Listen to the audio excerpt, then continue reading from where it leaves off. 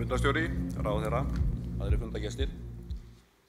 Já, það er áhugavert að tala um framtíðina og maður veit nú ekki alveg hvert maður stefnir, en alltaf ætlar maður að gera betur í framtíðin heldur en maður gerir í dag. Ég fannst þarna viðeigandi málsháttur sem ég fekk í súkkulaðiegginu mínu. Ég vonaði að við lesið ykkar. Sæt er ávinningsvonin.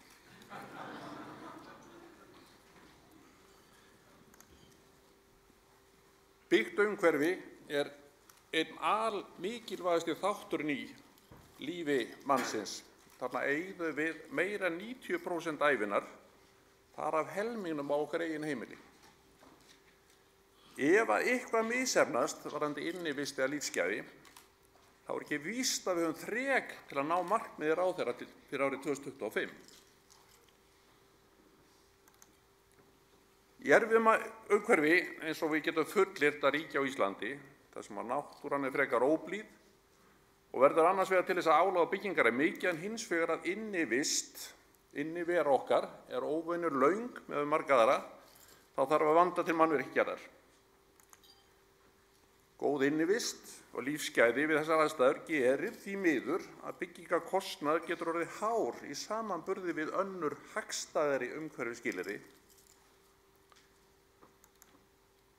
Og fjárfesting hér innanlands er í samræmi við það. Í slöku ári eins og við höfum því miður lifað núna undanfarið, þá er fjárfesting í íslensku byggingariðnaði í byggingum eingöngu á bilinu 80 til 150 milljarðar á ári. Þetta ætti að vera nánast tvöfalt hærra ef að byggingariðnaðurinn væri virkilega komin í eðlilegan gang. Byggingariðnaðurinn, hann er með það bil 10% allir en bara manna í sinni þjónustu. Þetta er mjög mikilvæg grein. Og til þessi mikla fjárfesting, og þá er ekki eingöngu að tala um peninga, heldur er líka áraun á umhverfið, öll því efni sem við notum að bindum áratuga skeið í byggingum til þess að þetta nýtist vel, þá þurfa byggingar að standa lengi. Framtíðarhúsið. Já, þetta er náttúrulega áleitin spurning. Nú er eitthvað ruglast hérna í uppsetningunni. En framtíðarhúsið, já, við vitum ekki alltaf alveg á hvaða leið við erum, en þegar við skoðum hvað aðrir að bralla og velta fyrir sér í varðandi framtíðina, þá sjáum margar áhugaverðar hugmyndir, turnar þar sem snúast hæðirnar eða heilu borgirnar sem að fljóta á sjónum einhvers staðar. Já, þetta eru miklar breytingar og vissulega mun framtíðin bera í skauti sér einhverjar breytingar, en verða svo rosalega miklar. En nú alveg öruggt að framtíðin verði allt öðruvísi heldur en það sem við þekkjum. Ég er ekki allt og viss það. Það er þetta að horfa á þetta hinum megin frá nefnilega. Ég er búinn að segja að byggingarnar þurfa að endast lengi. Íbúðarhús, þar er hönnunarendingin lágmark 50 ár. Og svo vitum við að húsin endast miklu lengur. Það vísa ekkert mjög mörg gömul hús á Íslandi, en meðalaldur bygginga allra íbúðarhúsa á Íslandi er 30 ár núna. Og við hús sem eru komin yfir 100 ára aldurinn og bera aldurinn vel. Það má því segja að húsin sem við erum að byggja í dag eru hús framtíðar. Þau verða vonandi í happadrjúgri notkun næstu 100 árin og þetta þurfum við að hafa í huga núna þegar við skipuleggjum.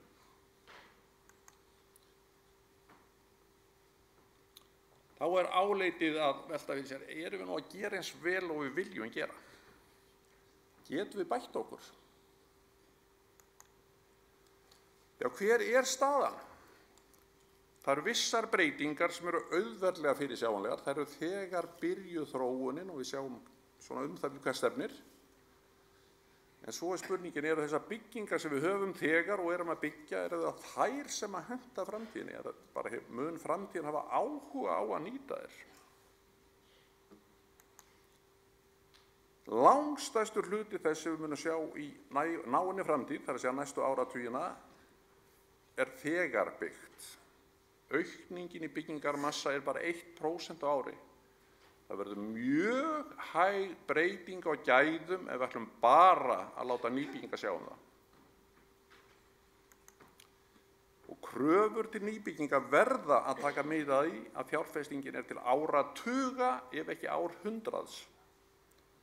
og þetta gerir sérstaklega mikla kröfur til þeirra sem sjá regluverkið og eiga að móta framtíðarsýnina, að gleyma því ekki að þeir eru að hugsa fyrir framtíðina, ekki bara okkur.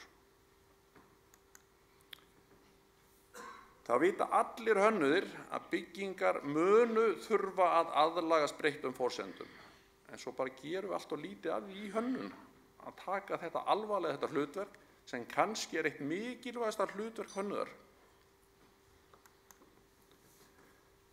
Þjóðin eldist og lífslíkur aukast. Þær hafa allavega verið að aukast og halda því kannski eitthvað áfram. Langstærsta aukningin verður í aldurshópnum 64+. Honum mun fjölga 150% fram til ársins 2050. Við verðum að sinna því að hreyfiskert fólk, aldrað fólk, geti nýtt þær byggingar sem í boði verða. Gæði innviðar sem eru svo mikilvæg eru lítið könnuð og samt gífurleg umræða í þjóðfélaginu áhrif myglu sem að virkilega bendir til þess að það eitthvað meiri lítið af. Ég ætla bara að nefna það, í Danmörku tala 1–3% þjóðar geti komið sér í bráðaofnæmi fyrir myglu sem verði fárveikt ef aðstæður skapast. Ef 1% atvinnubæra manna á Íslandi missa úr 1 dag í vinnu, þá er það tap fyrir þjóðfélagið á ársgrundvelli sem 50–100 milljónir. Og það er bara 1 dagur og 1%. Talan getur verið miklu hærri, við getum að tala eitthvað sem stærðargráðinu milljarður. Bara út af lélegri innivist. Til þess að ná niður búsetukostnaði þá er nauðsynlegt að tryggja hagkvæma nýtingu bygginga. Við erum með mjög einsleitt framboð á íbúðarbyggingum sem eru mjög stórar og við búum mjög rúmt sem kallar á óþarfa búsetukostnað. Og svo er talað hugsanlegar eða sennilegar breytingar á veðurfari og hvaða áhrif getur það haft á byggingar okkar. Húsnæði og innivist er einn mikilvægasti þátturinn í daglegu lífi og lífsgæðum. Það er mjög mikið í húfi að vel takist til. Við verðum að hafa í huga að við erum ekki bara að byggja fyrir okkur, við erum að byggja fyrir framtíðina.